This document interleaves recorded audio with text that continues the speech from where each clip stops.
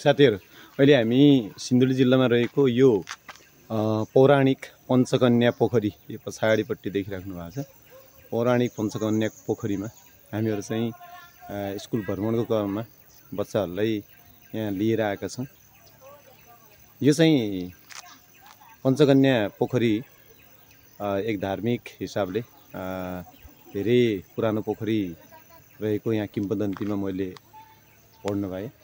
यो तलतिर हेर्ने हो भने यत्रो ठुलो पोखरी छ, म देखाउँछु। एकदमै यो देखिएको होला पछाडिपट्टि, यो चाहिँ एकदमै ठुलो पोखरी छ। अनि यो पोखरीको विशेषता, सबैभन्दा मुख्य विशेषता भनेको प्राय मैले नि यो देखेको थिइनँ, यसमा कमलको फूल फुल्दो रहेछ। यो एकदमै धार्मिक दृष्टिले राम्रो पक्ष पनि हो, धार्मिक दृष्टिले महत्त्वपूर्ण पनि छ यो पोखरी। प्राय जसो यो पोखरीको उतापट्टि देखिएको भाग, यतातिरको भाग, यो माथितिरको भागमा मन्दिर स्थापना नै गरिएको रहेछ। यो पछाडिको घना जङ्गल सालै सालको जङ्गल हो, देखिएको भाग सबै सालै सालको जङ्गल छ। अनि यतातिरको यो भाग, यो माथि नि सालै सालको जङ्गल छ।